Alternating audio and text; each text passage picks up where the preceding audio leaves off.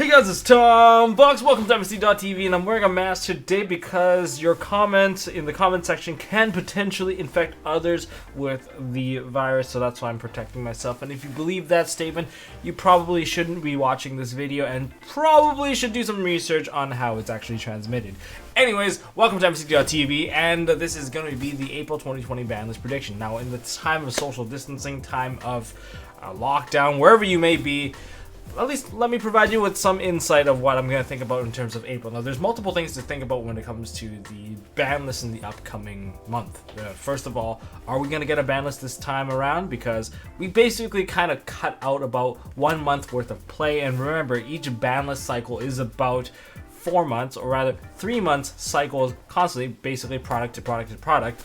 And then the second thing is, if we do get a ban list, are we going to get that ban list extended? Because a lot of places the products may get delayed, people can't have access to products, so there's a lot to consider. And remember, most products have a certain lifespan of relevancy, and because those products aren't getting played, they're releasing product and no one's really buying the product because they don't get to use the product. You can see that even the market's really tanking because there's no events to go to. And so say we do advance to the future and we do come back, do you want to come back to a format where everything's a bit of a gong show because everything's already released and there's no regulation on any of these things? Or would you like it to be a bit more controlled and have a bit more fun? I don't know. That's up to you guys. So that's why there's two angles of protection there. I'm guessing probably going to get an extended ban list for the next format, and maybe there's even going to be product delayed. So that's my take on it. And you guys might be wondering, what the heck is that giant thing? Well, there's a couple of things to consider in the upcoming ban list, which would be, we have a new master rule kicking into place, the master rules April 1st, 2020 revision. That's one thing. And there's also, of course, there's a lot of new things from Dual Overload that perhaps you should address. And there's a couple of decks that in the meta we should probably talk about as well. And here we go, guys. Let's do this ban list prediction with Tombox, and Nishi and I have come to an agreement from yesterday's video that the person with the least accurate ban list will get punished when we meet up in the future at some point. You'll see it when it happens, all right, guys? And pro tip to you guys, make sure you guys wash your hands, because a healthy Yu-Gi-Oh player is the only type of Yu-Gi-Oh player that will survive the ban list, so to speak. Yeah, that was kind of dark. Anyways, let's get into some of the banned cards. To start off my predicted ban list, so for the banned cards, we have, first of all, Sparrow, Gear, Drones. That's one of my multiple Sparrow hits. The reason why Drones is here is either between Drones or Sleeper. If you take away Sleeper, they lose their boss monster, but they still have a link package that they can play with. They have a summon spam engine that is still fully functional. And I think that's pretty cool, but I kind of want to disrupt that comboing part of it because we are moving up into the next Master Rule, and having the ability to rank 4 spam is also quite deadly, so something to consider. So I'd rather hit the consistency of the combo, and the card to hit for me would be Drones to be outright banned because it does a couple of things. First of all, it gets to check your opponent's top 3 cards and rearrange it. In other words, it might as well just say, give your opponent a dead draw. Yeah, I think that is one of the more devastating effects, almost equivalent to something like a time seal. Might as well just skip your opponent's draw phase altogether. Second of all, it makes sure their combo is consistent and accurate every time, so the execution of the combo won't get hindered because they have to do a little bit of guesswork. And the third thing, I guess, that's kind of part of the first one, is they have the intel over your deck, and once they have the intel over your deck, then they already know how to counter your deck by establishing the appropriate board to hit you with. And that's probably big, especially if they already see like, oh, seems like they have a main deck Nibiru, they have like they're meant to go second. Maybe they'll change it up, or they see a lot of spells, they might go for a Griffin play, set up the anti-spell fragment, set up the Imperial Order. That's what they're capable of, and that's why they're so difficult to counter. And that's why you always see Spirals kind of at the top, not to mention that they have a lot of draw power and all the other stuff that go with it. Now, the other thing about Sparrow Drones is that it is one of 2 cards on the turn 1 that can actually check the top card without your opponent having any monsters on the field. The other ones, you don't want them to be checks because you want the other effects like Double Helix to guarantee its success so that it actually summons something onto the field or adds something to hand. And that's why it's Drones and Super Agent that are the 2 cards that probably want to see in your hand or have some access to, just to guarantee that Double Helix goes through. So that's why Drones to me is the one to go, because it creates a dead draw, like mainly that point. Anyways, next one we have Mist Valley Thunderbird. This one's a no-brainer, I guess. A lot of people don't like dealing with the infinite negate combos, although the infinite negate combo isn't exactly the most powerful of negate combos, and perhaps I'll do a second video about how to break that board. In fact, you guys have contributed a lot into the comment section in one of our previous videos, and I'll take that into account, guys. Thank you guys very much. And yes, so this is the Union Carrier with a Simorg, a Bird of Sovereignty, matched up with summoning out Apex Avian, and then you attach the Thunderbird onto the Simorg. That results in, if you have nothing more than a Chainlink 1, then the Apex Avian has infinite negates through bouncing Mist Valley Thunderbird back to hand, and due to the mandatory effect, it jumps back out. And I don't think that's a good threshold for Yu-Gi-Oh! To be at. There's a lot of decks that don't have the capacity to push forward 2 to 3 chains. And without that capacity to push 2 to 3 chains, I'm not sure if lower tier Yu-Gi-Oh! Is actually going to be able to break this. This sets a really bad precedent, because unless you can play multiple chains in your deck, which some decks naturally can't do, then you will basically lose to this combo 100% of the time. Unless you find someone to break it, you need a kaiju, you have to put in things that don't synergize with your deck to break it. It's not very fun, and that's why I don't think this is a good threshold to be at. But if you're part of the party that believes, hey, why not just break it, just adapt to the meta, that's fair game if that's what you believe. I'm kind of more on that side, to be honest, because I don't mind seeing an infinite negate combo as long as people play smarter. It does push the tier a little higher, but then it also pushes the low tier deck much lower as well. So I'm not sure if that's kind of where it wants to stand. Next one, Guard Dragon LP. I don't want to put this card here, and please don't ban this card, but in terms of prediction, I do feel like this card is a bit of an issue. Like, especially with Needle Fiber, like Chris Strong and how Clipper Needle Fiber.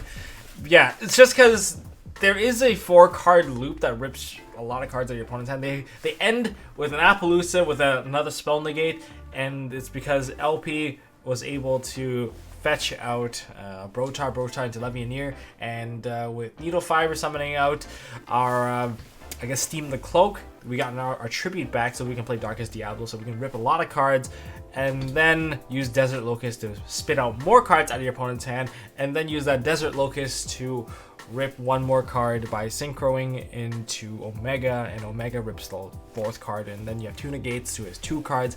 It's really a no-brainer here. Hopefully you don't hit it.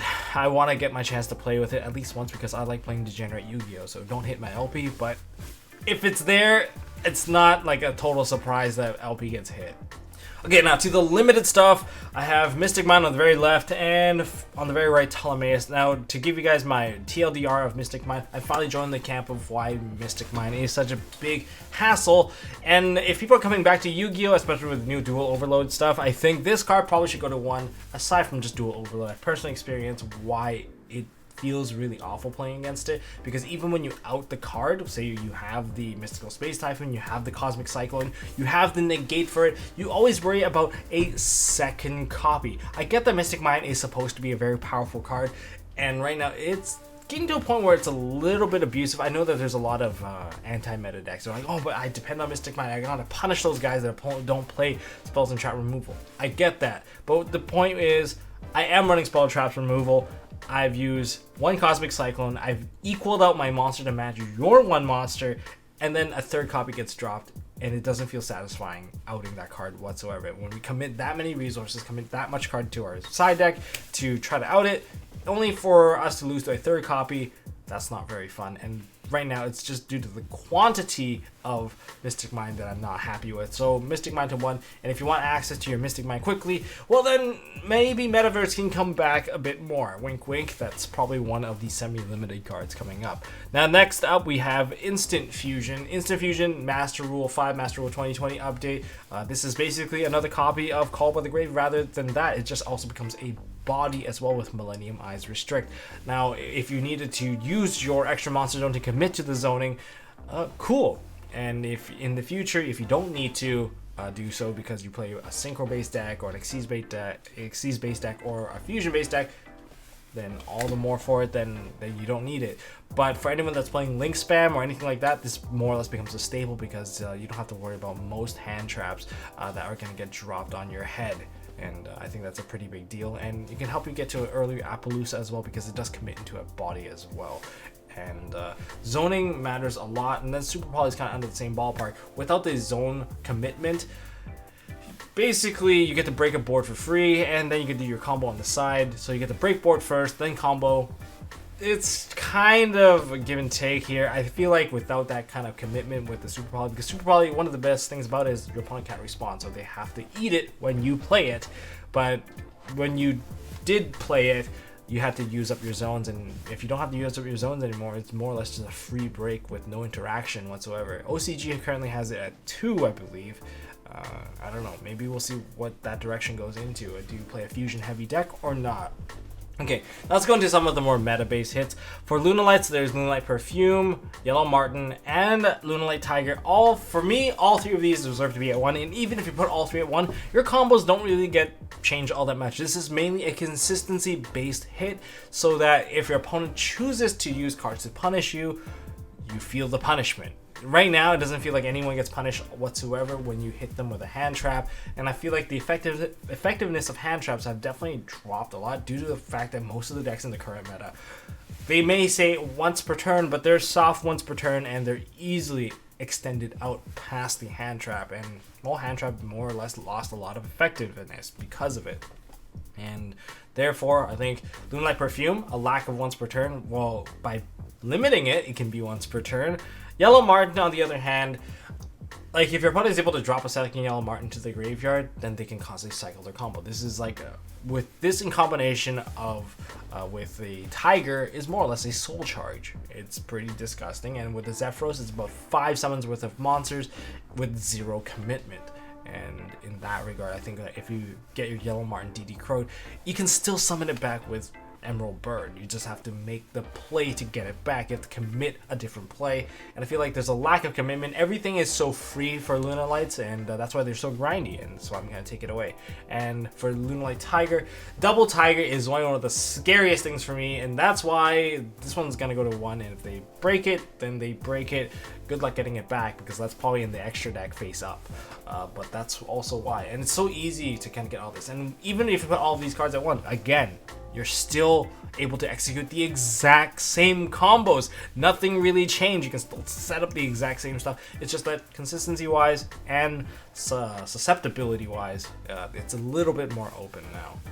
Then for Invoked or Shaddolls, depending on whichever deck that you're using, Magical Meltdown. It's just a very consistent card. It's very powerful, and with the new Master Invoked is probably going to be one of the best decks out there. Not going to lie, not needing to maintain zones. I guess for any type of fusion-based deck, even including for Shaddolls, it's a pretty big deal, in my opinion. That's why this one is going to 1. And besides, if you get Meltdown, you search out Invoker. Invoker searches out the Invocation. That's 3 cards from 1 that basically thins out your deck, and it's super consistent either way. So I think it deserves a bit of a hit, just a little preemptive hit. I don't think it's going to affect you too much. We're not touching up on anything else. And then we have Sparrow Mission Rescue for the Spiral guys.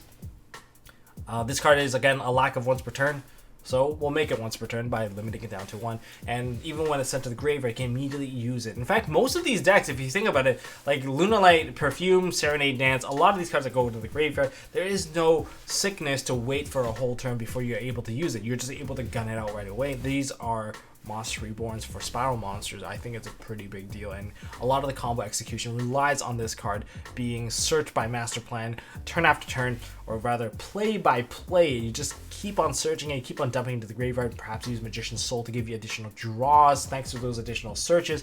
I thought it's pretty ridiculous, and this is one of the key cards. So for 2 cards hitting from Spirals, we ban out one of the drones, and we limit down the rescue, and then we just leave most of the other stuff intact. I know that they can still execute their combo. I know you can still just use 1 copy and still do a lot. But again, if you get hit by Spear Mode, it doesn't really make that much of a difference. It's kind of the same. Next, we have a Dino Hit, which is just Fossil Dig. Every single deck has their search card down to 1. Why are you the one deck that doesn't have it at 1? So that's the reason why I'm hitting it. Some people say, oh, hit the Soul Eating Oviraptor. OCG hit it for a very long time.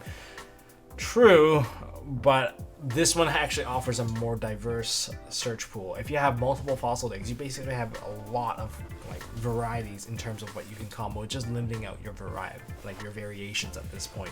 And more hits for Master Roll, Trishula, the Iceberry Dragon. We don't want triple Trish hand loops. Anything that relates to a hand loop should probably get hit. And that's why Trish is here. As for Totally Awesome, now remember, Bahamut Shark doesn't exactly have a hard once per turn. If you don't need to maintain your zones, that means you don't need link arrows. If you're able to spam out water monsters twice, you can put out 2 Totally Awesomes quite easily. And it's quite a hard board to break once you think about it. Yeah, it's not that easy. If you can get 2 Bahamut Sharks onto the field, that means you can also link them into Mistar, where making your Totally Awesomes rather big at the very least. And yeah, it becomes a bit of a problem. Or you can just leave the 2 Bahamut Sharks right there and put the Totally Awesome back into the deck when they get sent to the graveyard, so you can summon it back onto the field, kind of creating this bit of a loop. And for hero players, you can quite easily make the Bahamut Shark and then go into Dark Law, and you just have the full shebang right there. Full banish, full negate. It's pretty strong, I would say. As for some stuff coming back, this one's kind of interesting. Redox, the Dragon Ruler of Boulders.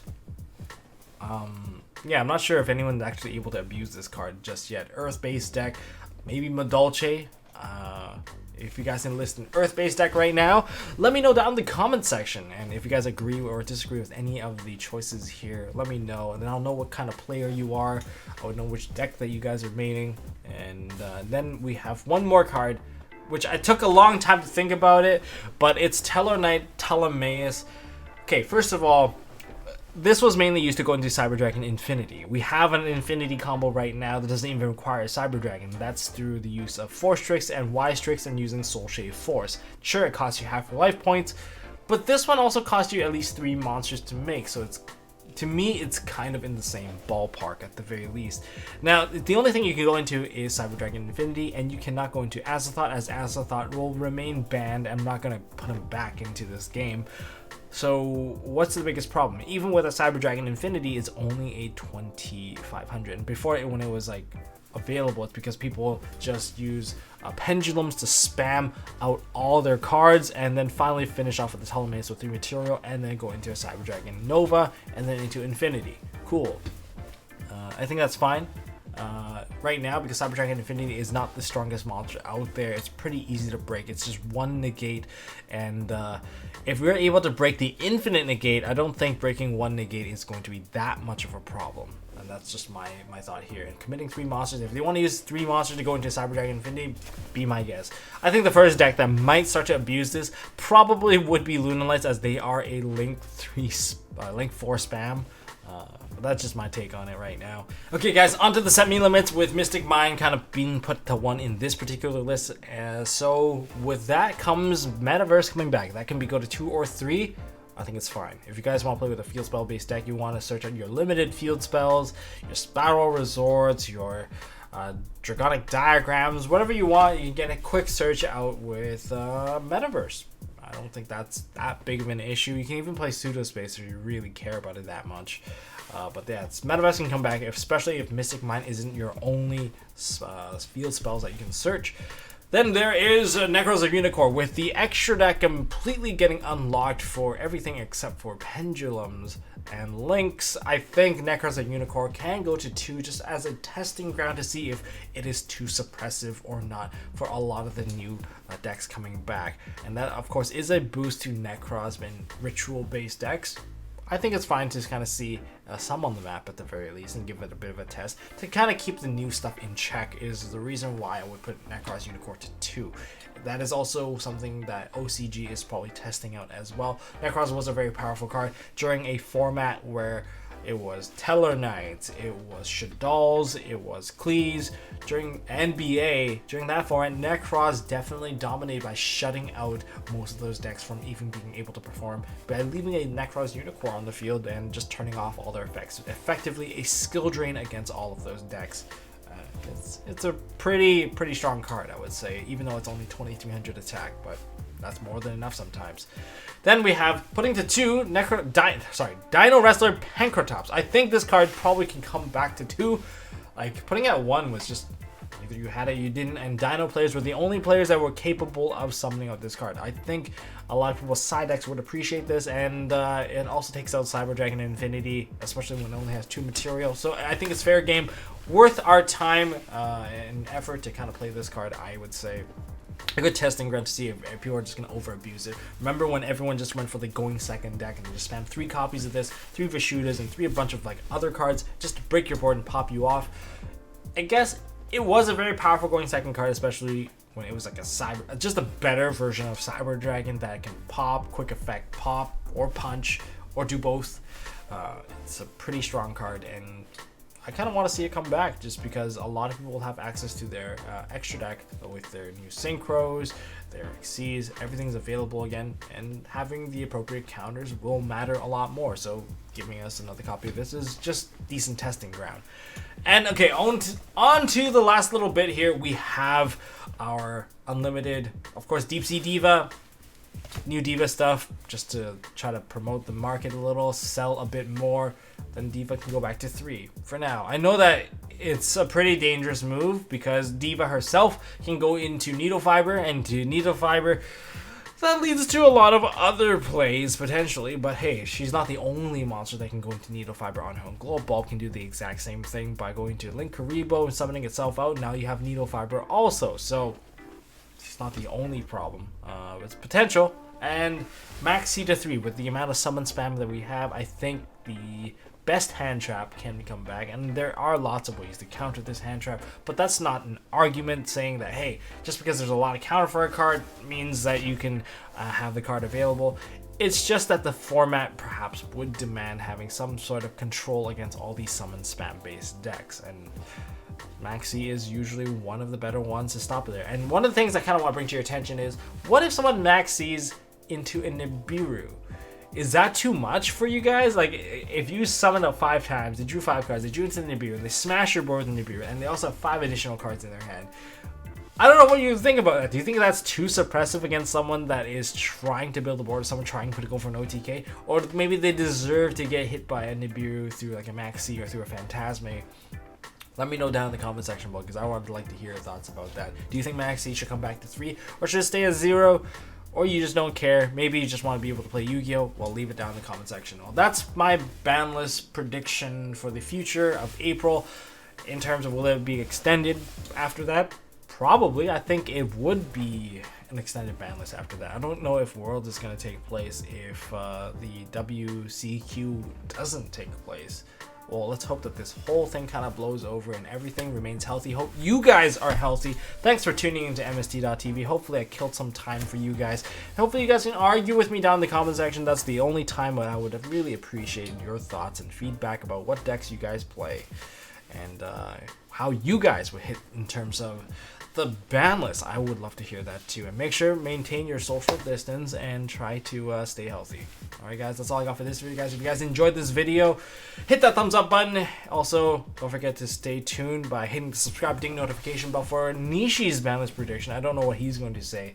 Remember, one of us is going to get punished for being inaccurate, so it's either him or myself. And I'm going to try my best to deliver more and more content while you guys are kind of stuck at home in lockdown. So anyways, enough of that. See you guys in the next one.